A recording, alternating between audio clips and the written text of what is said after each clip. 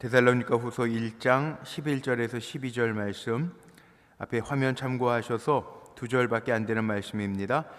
우리 같이 한번 목소리 맞추어서 합독하도록 하겠습니다. 시작. 이러므로 우리가 항상 너희를 위하여 기도함은 우리 하나님이 너희를 부르심에 합당한 자로 여기시고 모든 선을 기뻐함과 믿음의 역사를 능력으로 이루게 하시고 우리 하나님과 주 예수 그리스도의 은혜대로 우리 주 예수의 이름이 너희 가운데에서 영광을 받으시고 너희도 그 안에서 영광을 받게 하려 함이라. 아멘. 아멘. 지난 한 주간 동안 평안하셨습니까? 날씨가 이제 무더위 또 장마, 오늘은 또 이 밤이 지나가면 태풍도 온다고 하는데 평안하시기를 주의 이름으로 축복합니다. 평안한 가운데 또 예배 드리러 금요철야 기도의 자리로 오신 여러분들이 얼마나 귀한지 모르겠어요. 오늘 말씀의 제목이 뭐냐 하면 부르심에 합당하게라는 제목으로 말씀을 좀 나누려고 합니다. 우리 인사 한번 하고 말씀 나눌까요? 옆에 있는 분들하고 인사 이렇게 한번 할까요? 우리 부르심에 합당하게 삽시다. 부르심에 합당하게 삽시다.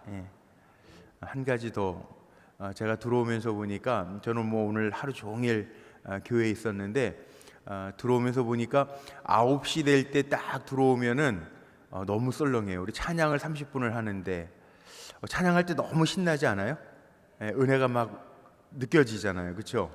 우리 김기원 목사님 및 우리 귀한 하늘소리 찬양대가 너무 귀하게 찬양해 주시는데 감사해요. 그런데 찬양하는 시간에는 너무 많이 안 오시는 것 같아요. 제가 중간에는 뒤를 안 돌아봐서 잘 모르겠는데 시작할 때에는 이렇게 많이 못 오시는 것 같은데요.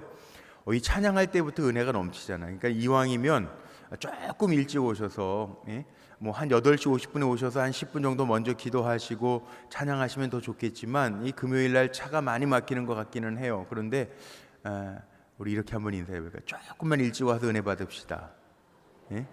조금만 일찍 오셔서 은혜 받읍시다.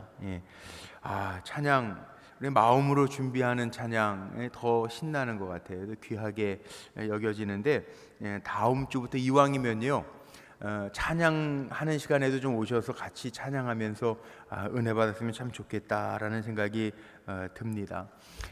저는 지난주 월요일에 저희 가끔가다 이렇게 서점을 좀 나가는데 요즘에 참 좋은 세상이기는 한 것 같아요. 저도 예스24시 이북을 주로 많이 보고 이북을 보면은 책값이 조금 쌉니다. 한 30% 정도 가격이 싸고 그 다음에 책방 나가지 않아도 전자책으로 바로 다운받아서 볼 수 있어서 참 좋은데 지난주 월요일날 영통문고를 한번 나가봤어요. 영통문고 나가니까 사람들이 앉아서 책 보는 시원하니까 첫째는 이제 큰 대형 서점들은 시원하고 또 앉아서 책 볼 수 있는 데가 있으니까 참 좋은데 신간들이 너무 많이 나오더라고요. 인문학 서적도 그렇고 수필집도 그렇고 저야 물론 목회자니까 주로 이제 종교 기독교 서적을 많이 보기는 하지만 요즘에 뭐가 베스트셀러인가 이렇게 보다 보니까 수필집들이 참 제목이 재밌는 책들이 많이 나왔더라고요. 남의 눈치 보지 말고 하고 싶은 대로 살아라 이런 책들도 있고요. 재밌는 책들이 많아요.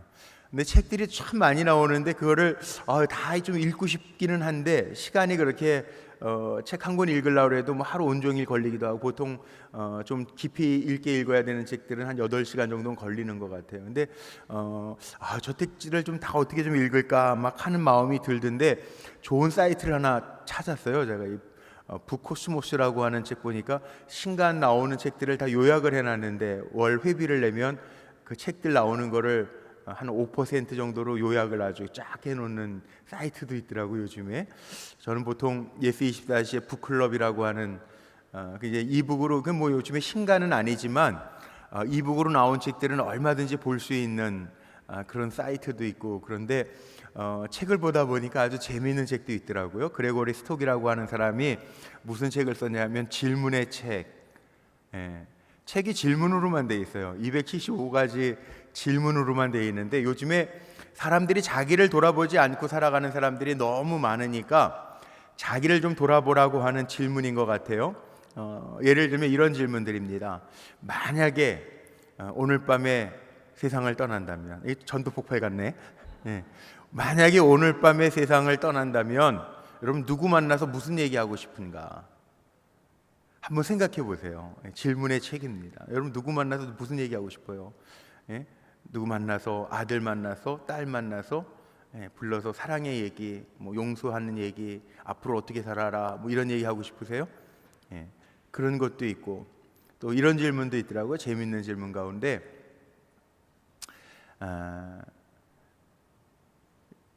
정확하게 이렇게 드러나는 그런 인형은 아니지만, 만약에 어떤 사람이 인형을 줬는데 이 인형이 뻥 하고 나타나서 사람을 해칠 수 있는 능력이 있는 인형이라면, 요술램프처럼 이렇게 문질러 가지고 나오는 거라면 여러분이 누구를 좀 괴롭혀주고 싶어요? 이런 질문들. 살다가 보면은 우리를 괴롭히는 사람들이 있죠.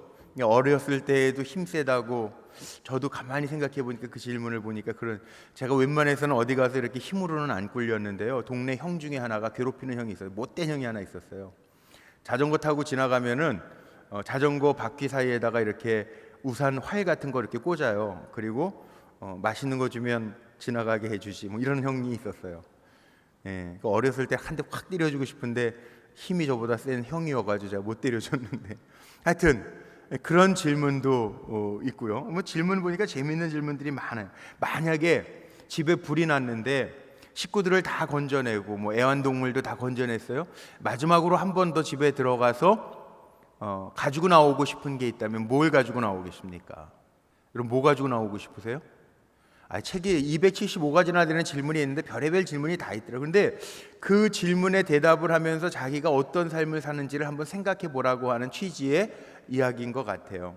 근데 그 질문들을 보면서 뭐 이렇게 찔려지는 질문은 별로 없더라고요. 자기를 성찰할 수 있는 질문이기는 하지만, 그런데 성경은요, 우리에게 던지는 질문들이 참 많습니다. 오늘부터 여름 성경학교가 시작됐는데, 여름 성경학교 우리 목자들이 참 많이 이번 한 주간도 늦게까지 준비하시고 아이들 나눠줄 간식, 사탕 목걸이, 여러 가지 선물 준비하는 것들을 봤는데, 아이들이 성경학교 하면서 이렇게 저렇게 인간관계도 배우고, 또 오늘 보신 분들도 계신지 모르겠어요. 우리 다목적실 지하 다목적실에는요 얼마나 재밌는지 그 인조잔디 쫙 깔아놓고 애들 좀 푹신하게 하라고. 그런데 또 목자들이 미리 다 반바지 입고 앉아보니까 또 조금 껄끄러운 것 같다고 수건 깔고 앉고 방석 깔고 앉게 했다고 목자들이 신경 써가지고 다 이렇게 해요. 그리고 또 텐트도 쳐놨어요. 텐트. 오늘 텐트 안에서 야영하는 것처럼 그 다목적실에서 이렇게 잔다고 하기도 하는데, 그런 이렇게 아이들 지내면서 관계 훈련도 하고요, 선물도 받고 밥도 같이 먹고 하겠지만, 성경학교니까 제일 중요한 게 뭘까요? 하나님의 말씀을 배우는 거예요. 아이들이 하나님의 말씀을 배우면서 깨닫는 거죠. 어떻게 살아야 될까? 하나님의 말씀이 정말 우리를 교육하기도 하고, 또 하나님의 말씀이 우리의 심령골수를 쪼개기까지 한다라고 했는데, 어려서부터 하나님의 말씀 안에서 자라면 그 어려서부터 배운 말씀이 저들의 인생을 좌우할 거라고 하는 게 저는 분명히 믿어져요. 275가지 세상적인 질문, 자기 통찰의 질문, 자기 인생을 돌이켜보는 질문보다 성경이 하는 질문이 훨씬 더 값진 거죠. 그런데 성경은요, 후벼 파는 질문들이 있어요. 하나님도 가인에게 그런 질문 하시잖아요. 너 왜 동생을 죽였니? 왜 화가 났니? 하나님 물어보신다고요. 모세도요, 하나님 앞에 묻기도 해요. 하나님, 왜 저 떨기나무가 불부터 타지 않을까요? 나단 선지자는 다윗에게도 질문합니다. 당신은 왜 하나님의 말씀을 경홀히 여겨서 죄에 빠졌습니까? 나단 선지자의 질문에 다윗이 눈물이 침상을 적실 정도로 울잖아요. 수없이 많은 성경에 나오는 질문들이 있습니다. 왜? 어찌하여 근심하느냐? 예수님도 제자들에게 묻기도 하세요. 왜 내 눈에 들보는 보지 못하고 남의 눈에 티만 보느냐. 찔려지는 말씀들이잖아요. 정말 우리의 심령 골수를 쪼개는 질문들이 많이 있잖아요. 예수님도 하나님 앞에 고난당하시면서요, 엘리 엘리 라마 사박다니. 엘리 엘리 라마 사박다니. 하나님 나의 하나님, 왜 나에게 이런 고난을 주십니까? 라마 사박다니. 라마, 이게 왜라는 뜻이에요. 왜? 하나님 나에게 왜 이 고난을 주십니까? 예수님의 하나님을 향한 질문이기도 해요. 근데 오늘 가져야 될 질문이요, 제가 장황하게 얘기를 했지만 오늘 정말 우리가 생각해 봐야 될 질문이 뭐냐 하면, 이게 오늘 사도 바울의 기도입니다. 지난주에는 데살로니가 후서 전서 3장의 말씀을 통해서 사도 바울의 기도를 함께 생각했고요, 오늘 데살로니가 후서 1장에 나오는 사도 바울의 기도 가운데요, 부르심에 합당하게 오늘 제목 정한 거, 하나님 왜 나를 부르셨습니까? 여러분, 그런 질문 가지고 혹시 살아가고 계십니까? 하나님 나 왜 부르셨을까요? 하나님 오늘 나 왜 이 자리에, 금요 철야하는 이 자리에 나를 부르셨습니까? 하나님 나에게 왜 생명을 주셨습니까? 왜 살게 하십니까? 여러분, 이 질문하면서 사십니까? 오늘 우리 분당 지방에 그 원로 목사님 한 분이 천국 가셨어요. 물론 사람은 다 천국 갑니다. 시간이 되면 하나님 부르시는 시간 얼마인지 모르지만 가요. 그런데 갑자기 돌아가신 것 같아서 작년인가요? 재작년인가? 벌써 재작년인가? 작년 여름인가? 그 한번 우리 원로 목사님들이 한 7, 8분 되세요. 우리 또 감독님도 이제 은퇴하시고 그래서 한번 원로 목사님들 식사를 대접을 제가 한번 한 적이 있거든요. 근데 편찮으시지 않았다고 들은 것 같은데 돌아가셨어요. 왜 돌아가셨는지 궁금해서 우리 교회 자주 오는 우리 김치국 목사님네 소속 원로 목사님이신데 문자가 왔길래 전화를 했어요. 왜 건강하셨는데 갑자기 돌아가셨냐고. 연세는 물론 80이 넘으셨어요. 어떻게 돌아가셨냐고 그랬더니요, 오늘 아침에 배가 좀 아프시다고, 장이 꼬였는지 이렇게 배가 아프지, 그리고 병원 응급실로 가셨는데 병원에서 그냥 돌아가셨어요. 왜 돌아가셨는지는 그러고 가셨대는데 그리고 돌아가셨어요. 연세가 80이 넘으셨으니까 밤새 안녕이라는 말이 있기는 하죠. 고통 안 당하고 천국 가셨으니까 사모님은 좀 놀라셨겠지만 어쨌든 그러고 가셨어요. 왜? 우리 살아가면서요, 정말 왜라는 질문, 정말 그렇게 가시는 분들도 있어요. 그런데 하나님 왜 나를 살게 하시고, 하나님 나를 부르시고, 오늘도 이 저녁 시간에 많은 사람들 편히 쉴 수도 있는데 왜 나를 주님의 전에 부르셨습니까? 여러분, 그 질문 해보신 적이 있어요? 왜일까? 하나님 오늘도 나를 왜 살게 하실까? 오늘 말씀 한번 다시 볼까요? 사실은 질문이 있어야 배우는 것 같아요. 왜? 우리 기도도요, 하나님의 말씀을 듣고 행하기 위해서 기도하는 거잖아요. 기도하는 게 하나님 앞에 이거 들어주시고 저거 들어주시고 하나님을 종처럼 부리는 것이 아니라, 기도라고 하는 것, 묻는 것. 다윗처럼 기도하라라고 하는 책을 제가 얼마 전에 이렇게 봤는데요, 다윗의 기도의 특징들이 37가지가 쫙 나옵니다. 그런데 다윗의 기도의 특징 가운데 하나가 뭐냐면 묻는 기도를 했다는 거예요. 묻는 기도. 하나님의 마음에 다윗이 합할 수 있었던 까닭은, 하나님의 뜻이 무엇입니까? 묻고 하나님이 가르쳐 주실 때 그 대답대로 행할 때 하나님의 마음에 합한 종이 되었다는 거죠. 생각해 보니까 그래요.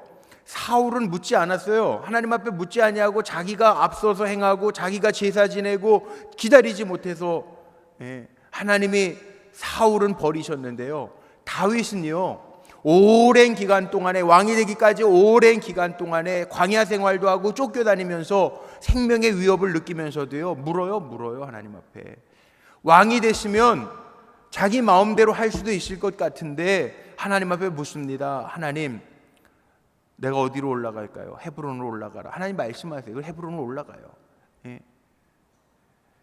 사무엘 하 말씀해 보면 사울은 요나단과 함께 전장에서 죽는데요, 죽음마저도 다윗은 적군의 죽음인데, 어떻게 보면 사울 왕의 죽음, 아이고 고소하다, 쌤통이다, 날 죽이려고 그러더니 하나님 데려가셨네, 하나님이 전쟁에서 죽이셨네, 그럴 수 있을 것 같은데 다윗은 그렇게 안 합니다. 슬퍼합니다. 애통해합니다. 눈물의 사람입니다. 그게 다르다는 거예요. 물어요. 하나님 블레셋이 쳐들어왔는데 이거 어떻게 할까요? 그래, 올라가라. 어떻게 올라갈까요? 숲을 뒤로 해서 올라가라. 하나님 다 말씀하시는 대로 행했다는 거예요. 묻고 행했다는 거예요. 여러분, 우리 기도하면서요, 우리 기도도 한번 점검해 보자고요. 하나님 왜 나에게 기도하게 하시는가? 하나님 앞에 기도하게 하실 때에는 하나님 앞에 묻는 기도하라는 거예요. 묻는 기도. 내 마음대로 내가 마음에 정하고 살아가지 말고, 오늘 이 저녁에도 기도하실 때요, 하나님 나 왜 부르셨습니까? 하나님 나 오늘 기도의 자리에 왜 앉게 하셨죠? 어떤 기도할까요? 물으면서 기도할 때 하나님 오늘 우리의 귀를 열어 하나님의 뜻을 듣게 하실 거고, 그 뜻에 순종할 때 하나님의 역사가 나타나게 될 줄로 믿습니다. 하나님의 지시, 하나님 앞에 물을 때 하나님 가르쳐 주시고, 하나님 가르쳐 주실 때 우리가 순종할 때 역사가 나타난다는 거죠. 자, 오늘 본문에 다시 한번 넘어가 보세요. 오늘 본문 말씀에 보면요, 여기에 보니까 오늘 본문은 아주 짧게 2절 말씀을 읽었지만 사도 바울의 기도 속에 담겨져 있는 것이 있습니다. 부르심에 합당하게, 우리가 부르심에 합당하게 산다라고 하는 게 무엇인가? 우리 11절 12절 다시 한번 읽어보세요. 다시 한번 읽어볼게요. 화면에 있어요. 시작. 이러므로 우리가 항상 너희를 위하여 기도함은 우리 하나님이 너희를 그 부르심에 합당한 자로 여기시고 모든 선을 기뻐함과 믿음의 역사를 능력으로 이루게 하시고, 우리 하나님과 주 예수 그리스도의 은혜대로 우리 주 예수의 이름이 너희 가운데에서 영광을 받으시고 너희도 그 안에서 영광을 받게 하려 함이라. 아멘. 여기에 보니까요, 교회, 너희를 부르신 이유, 우리를 부르신 이유에 나옵니다. 이 부르신 이유가 뭐냐 하면 영광이에요. 영광. 주의 이름이 영광을 받으시고, 영광. 여기 너희라고 하는 복수형이 나오는데, 이 복수형이라고 하는 게 뭡니까? 이 복수형 교회를 얘기해요. 공동체 얘기하는 거예요. 데살로니가 교회의 공동체를 얘기하는 거예요. 데살로니가 교회 편지를 바울이 보내면서 우리가 너희를 위해서 기도한다. 너희 공동체를 위해서 기도한다. 너희 공동체를 통해서 하나님의 영광이 나타나기를, 주의 이름의 영광이 나타나기를 내가 기도한다. 그렇게 기도하고 있어요. 자, 우리가 종종 교회의 존재 이유를 혼동할 때가 있습니다. 교회가 존재하는 목적이요, 우리 교회가 이렇게 성장하고 많이 모이기 위해서 존재하는 거 아닙니다. 여러분 착각하지 마세요. 물론 우리가 정말 하나님의 영광을 위해서 움직여 갈 때 하나님 부흥을 주시는 거지만, 교회 자체가 목적이 여기 3,000명, 5,000명 채우는 게 목적이 아니에요. 우리 불꽃교회가 존재함으로 하나님의 영광을 드러내는 것 자체가 우리 교회가 이 땅에 있어야 할 이유인 줄로 저는 분명히 믿습니다. 우리 교회가 여기 왜 있어요? 이 땅에 왜 있어야 될까요? 하나님의 영광을 위해서 존재하는 교회가 돼야죠. 물론 예배에도 힘이 있어야 되고, 또 우리 성도들도 변화해야 되고, 또 속회 조직, 소그룹 모임들도 잘 활성화가 되어서 모여야 되죠. 그런데 그 모이는 이유가, 조직을 잘 갖추어야 될 이유가, 예배를 잘 준비해서 드려야 될 이유가 뭘까요? 하나님의 영광을 위해서예요. 이게 가장 중요한 목표예요. 우리 불꽃교회가 이 땅 위에 존재하는 목적이에요. 단순히 성장 부흥이 목적이 아니에요. 부흥하면 뭐 할 건데요? 부흥은요, 우리가 하나님의 영광을 위하여 움직여 가면요, 하나님이 주시는 게 부흥이에요. 우리의 영을 살게 하시고 우리를 통해서 하나님 나라를 확장시켜 주실 거라고요. 그래서 여기 오늘 말씀 속에 본문에 분명히 얘기해요. 우리 주 예수의 이름이 너희 가운데에서 영광을 얻으시고 우리 불꽃교회를 통해서 하나님의 영광 얻으시게 되기를 간절히 소망합니다. 교회 공동체를 이야기하는 거죠. 그 다음에 또 하나, 여기에 보면요, 말씀의 가운데 나오는 게 뭐냐, 너희도 그 안에서 영광을 받게 하려 하면, 너희도, 공동체도 중요하지만 너희도, 여기 단수형입니다. 나를 통해서도 하나님의 영광이 드러나고 우리도 그 영광에 동참하는 사람이 되어야 된다는 거예요. 다 다릅니다. 목사는 목사대로 제가 하나님의 영광을 드러내는 자가 되어야 되고요, 영광 가리지 않고 드러내야죠, 하나님의 영광을. 우리 장로님들은 장로님들대로, 하나님이 장로로 부르셨으니까 각자 장로님대로 하나님의 영광을 또 드러내며 그 영광에 동참하는 자가 돼야죠. 권사님들 권사, 집사님들은 집사님대로 그렇게 해야죠. 예. 전 토요일마다 저녁에 담임 목사 되고 나서 지금 5년 6년째인데 제가 늘 토요일 날마다 저녁에 와서 기도할 때 빠지지 않고 하는 기도가 있어요. 하나님, 부족한 종인데요, 말씀을 들고 내일도 서야 되는데요, 하나님의 영광을 가로채지 않는 종 되게 하시고, 사람의 이목 때문에 두려워하지 않는 종 되게 하시고, 예배 드릴 때마다 이 자리에서 하나님의 영광만이 선포되게 하옵소서, 드러나게 하옵소서 기도합니다. 늘 기도하는 것 중에 하나가 그 기도입니다. 하나님의 영광이 드러나면 되죠.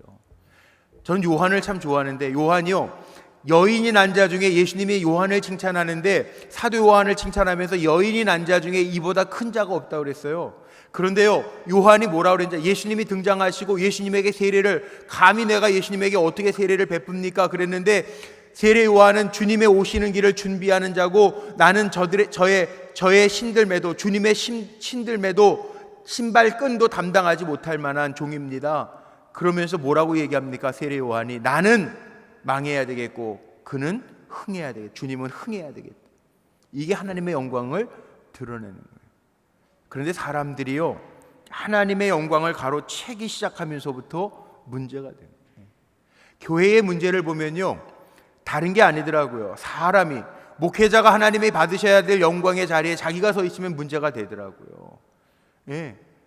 교회를 움직인다고 하는 장로님 몇 분이 그 영광을 가로채면 문제가 되더라고요. 그러니까 교회는요, 교회를 통해서 하나님의 영광만 보여지고 하나님의 영광만 드러나면 되는 거예요. 우리는 그 하나님의 영광이 드러나도록 부르심에 합당한 종들로 살아가면 하나님이 우리를 사용하시는 도구, 하나님의 영광을 위하여 사용하시는 도구로 쓰임받게 될 줄로 믿습니다. 그렇게 살자는 거예요. 부르심에 합당하게, 정말 부르심에 합당하게. 근데 좀 아무리 생각해 봐도요, 제가 말씀을 준비하면서 저에게 이런 생각이 들어요. 야, 부르심에 합당하게 산다는 게 뭘까? 그러면 우리 성도로서 아마 여러분들 다 아실 거예요. 부르심에 합당, 적어도 금요 철야에 오셔서 말씀을 듣고 기도하는 분들은 그런 생각 가지실 거라고요. 하나님 나를 부르셨는데, 하나님의 자녀로 불러주시고 성도로 불러주시고 일꾼으로 불러주시고 목사로 불러주시고 장로로 불러주시고 권사, 집사로 불러주셨는데, 적어도 금요 철야에 오시는 분들은 그 마음 다 가지고 오셨을 텐데, 그러면 부르심에 내가 합당하게 산다라고 하는 게 뭐냐? 물론 뭐 아주 큰 뜻에서 보면 다르게 사는 거겠지만, 그 다르게 산다라고 하는 게 뭐냐? 부르심에 합당하게 산다고 하는 걸 구체적으로 어떻게 설명을 해야 되나? 제가 묵상을 하면서 저는 세 가지로만 좀 정리해 보고 싶은데, 첫째는요, 부르심에 합당하게 산다라고 하는 것은 내 삶의 구석구석에 하나님을 인정하고 하나님이 원하시는 게 무엇인지 내 삶의 자리에 하나님을 참여하실 수 있도록 끌어들이는 거, 이게 부르심에 합당하게 사는 거예요. 왜냐하면 우리 그렇게 고백하잖아요. 내 인생의 주인이 내가 아니잖아요.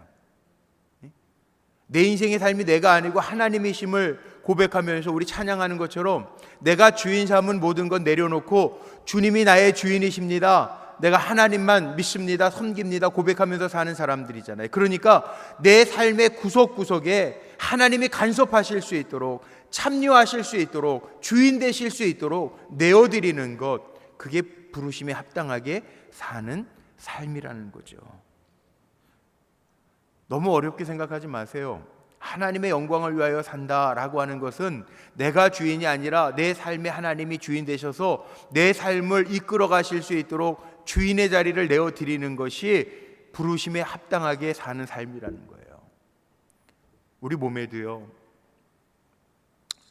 요즘에 이렇게 중독이라는 게 많잖아요. 뭐 핸드폰도 중독이라고 그러고, 아이들 게임 중독이라고 그러고, 뭐 알코올 중독이라고, 약물 중독이라고 그러고, 뭐 중독이라는 말이 참 많습니다.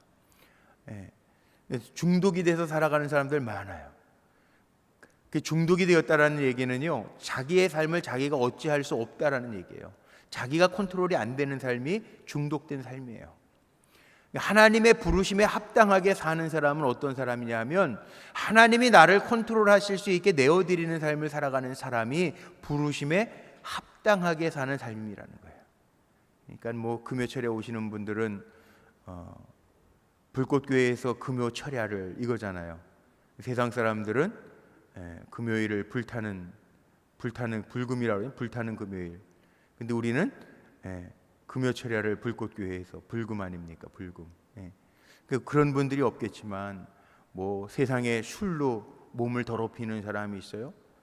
세상에 더러운 것으로 내어드리고 자기를 내어드리고 사는 사람들이 있어요. 그거는 부르심에 합당하게 사는 삶이 아니라는 거예요. 분명한 것은 하나님이 한 사람 한 사람을 향한 계획이 다 있다고요. 저를 향한 계획도 있고 우리 성도님들을 향한 계획들이 다 있다고. 그러니까 우리는 번잡하게 사는 것이 아니라 하나님이 내 삶의 주인 되셔서 나를 간섭하시고 내 삶에 참여하시고 나를 주장하실 수 있도록 내어드리는 것, 이게 부르심에 합당한 삶을 살아가는 거예요. 또 하나는 뭐냐 하면 부르심에 합당하게 산다는 것은 오늘 본문의 12절에 나와 있는 것처럼 나를 통해서 하나님의 영광 받으시게 하면 돼요. 그리고 내가 그 영광에 참여하는 삶을 살아가면 돼요. 그게 정말 중요한 거예요. 내가 하나님의 영광을 가리지는 않는가 한번 생각해 보세요. 하나님의 영광을 내가 가로채지는 않는가? 내가 하나님의 영광을 가리면서 사는 건 아닌가? 나로 인해서 하나님의 영광이 온전하게 드러나는가? 물론 우리가 일할 때가 많이 있습니다. 집에서 일할 때도 있고요, 직장에서 일할 때도 있고요, 교회에서 일하실 때도 있어요. 근데 이 일하는 자리에서 하나님의 영광이 드러나고 있는가? 사람들이 나를 보면서 야, 저 사람 보니까 정말 하나님 살아계신 것 같아, 이렇게 하나님의 영광이 드러나고 있는가? 아니면 하나님의 영광이 감추어지고 있는가? 요즘에 교회 애들마다 1인 1사역이라는 얘기를 참 많이 합니다. 1인 1사역이라는 얘기는 교인들이 다 주님의 일에 동참해서 하나님의 영광을 드러내는 도구로 쓰임받자라고 하는 의미인데, 그런데 여전히 제가 이렇게 교회 안에서 보면요, 우리 성도님들 가운데는 주일날만 얼굴 가끔 뵙는 분이 있고요, 그 다음에 뭔 때만 되면 얼굴이 비춰지는 올라운드 플레이어들이 있어요. 주방에 가면 주방에 가서 일하고 있고요, 찬양대 가보면 찬양대에서도 찬양도 하고 있고요, 목자들 이렇게 성경학교 할 때 보면 또 성경학교 하는 자리에 있는 분들도 있고요.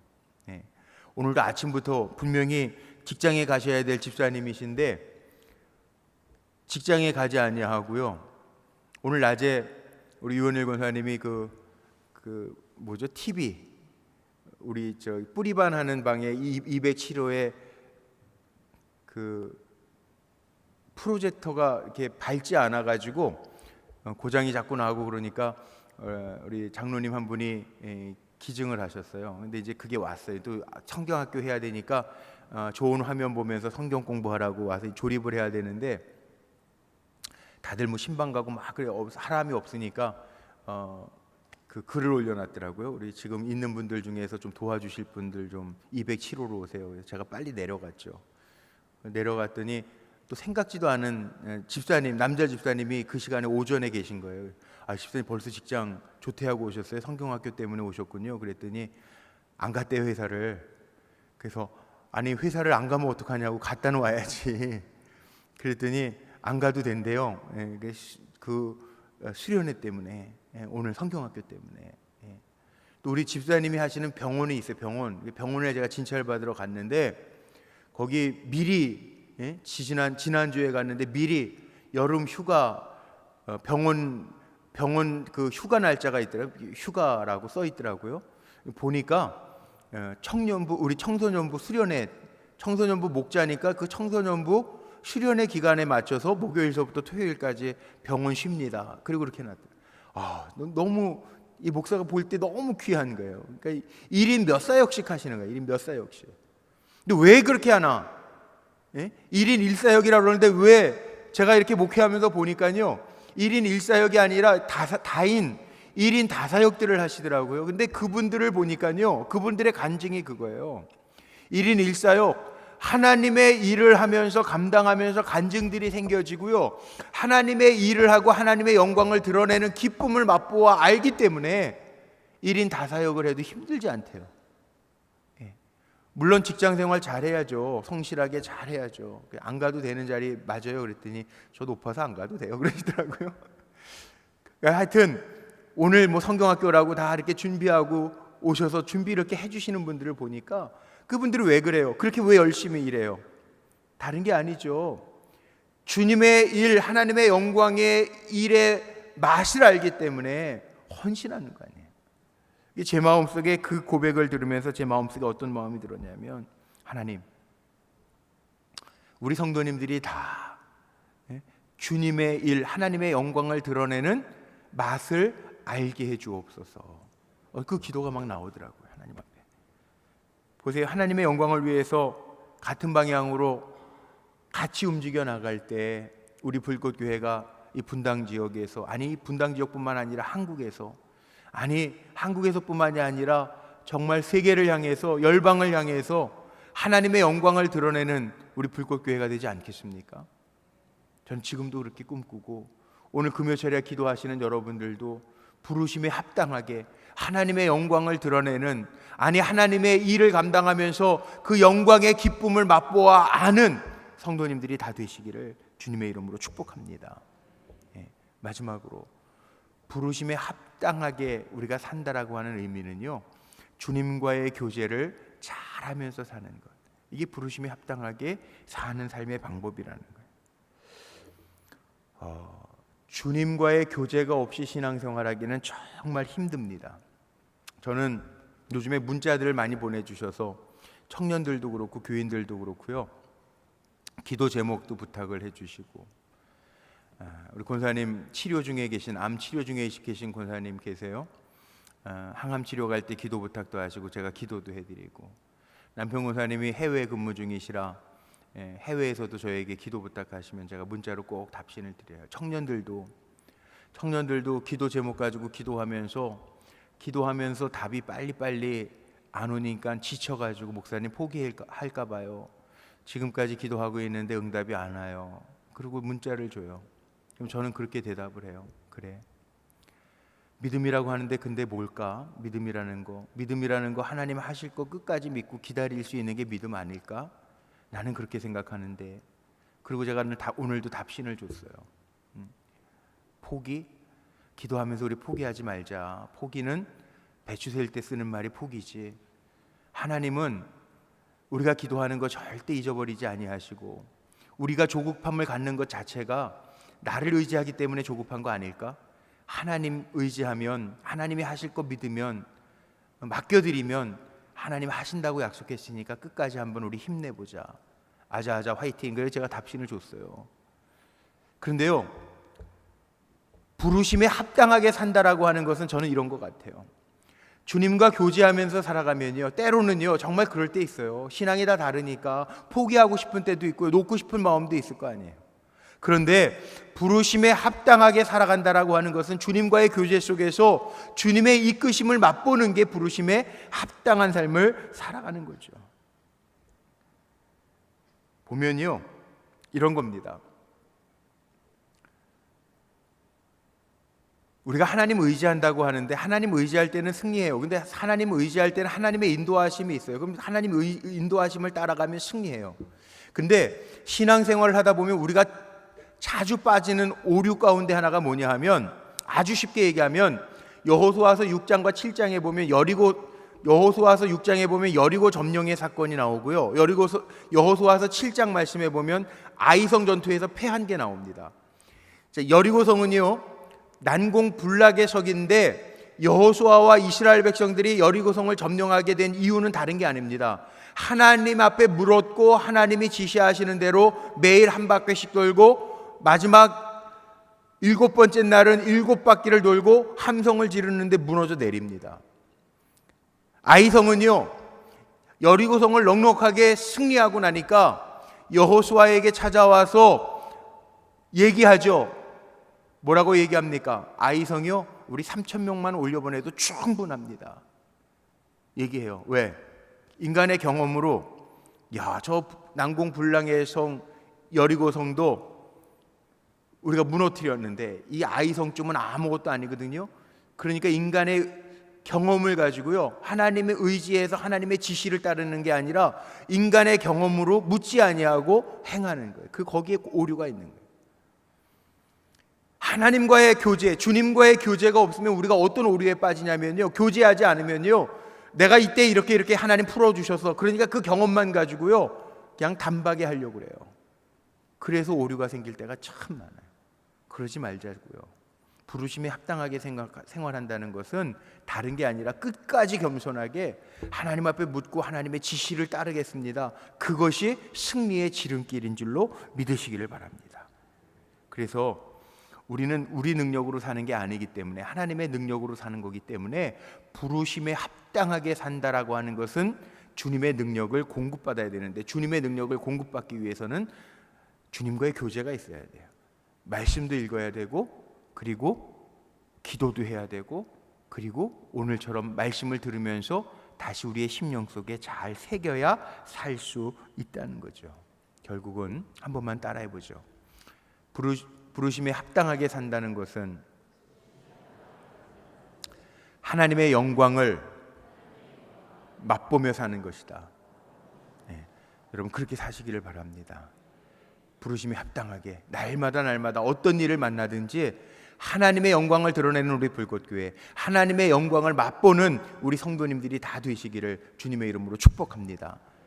우리 늘 마귀하고 영적 전투를 하고 살아요. 그런데 구원받은 것으로만 끝나는 게 아니라 넉넉하게 이기면서 하나님의 영광을 볼 수 있는 자리에 우리 불꽃교회가 쓰임받고 하나님의 영광을 맛볼 수 있는 자리에 저와 여러분 모두가 세워지시기를 주님의 이름으로 축복합니다.